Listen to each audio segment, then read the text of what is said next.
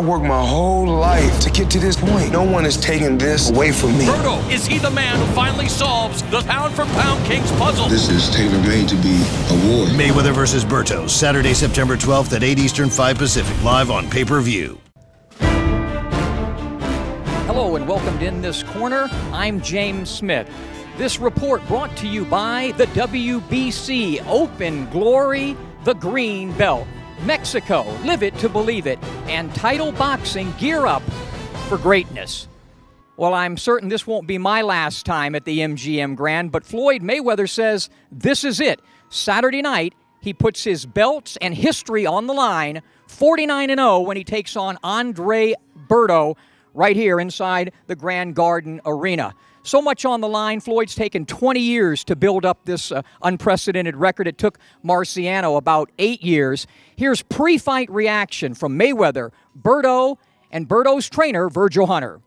Floyd, you've been fighting 30 years, actually. You count that amateur career. This is actually your 139th fight, if you go by the amateur career. 48 as a pro, 375 rounds as a pro. What has been, one word, the key to your greatness?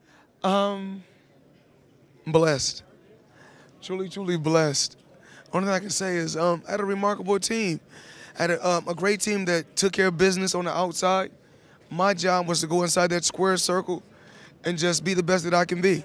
1998, you win the WBC belt, the green belt. What has been the significance and a tremendous relationship you've had with them? That belt will be on the line on Saturday night. I'm currently the undisputed welterweight champion, and I hold the WBC and WBA junior middleweight titles. It's a lot of damn belts. I'm blessed. Like I said, truly blessed. I never overlook any opponent. I never overlook anyone. I just stayed focused, kept my eyes on the prize, and dedicated myself to the sport of boxing. If this is your last fight, do you plan any special wrinkles for Saturday night? No, just to go out there and do what I do best.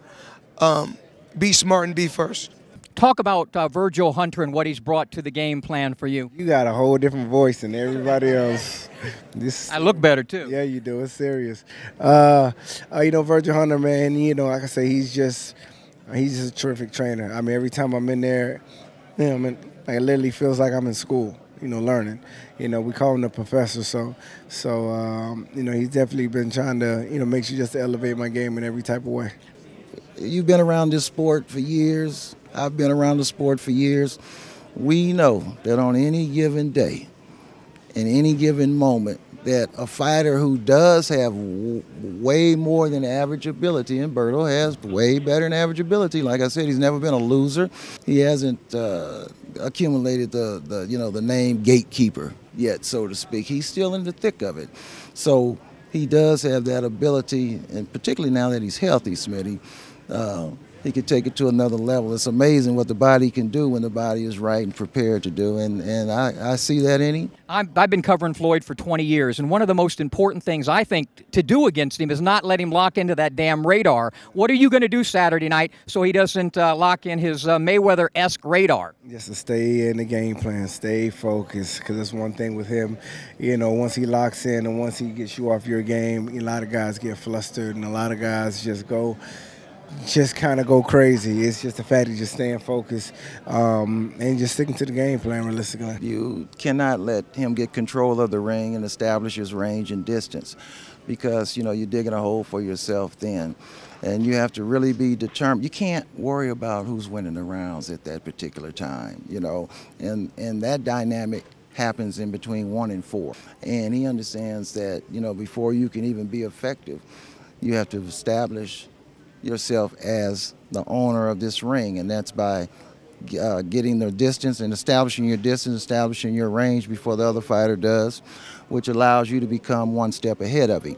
So Berto cannot allow that to happen, but at the same time he can't allow it to happen. He can't worry about who's winning this round. He has to be able to absorb the rough moments, which is going to be the tough times, which is going to happen, and he's going to have to realize that this was going to happen, okay? But it can happen both ways. So he has to implement the same mindset that Floyd has. He has to claim the ring first.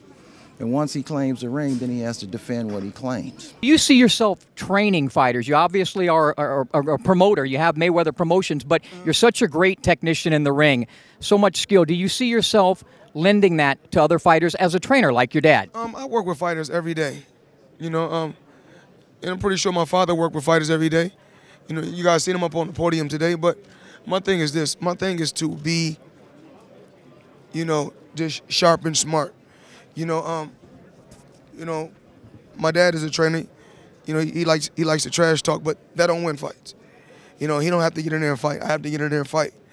So they're no different from Virgil Hunter when he was talking about hood stuff and other things. That don't matter. When it's all said and done, it's about us fighting, and that's what's important. And to young fighters who are going to say goodbye to you, like all the fans on Saturday night, what do you say to young fighters who look up to Floyd Mayweather? Just stay focused. Stay focused. Keep your eyes on the prize. You know, say prayers.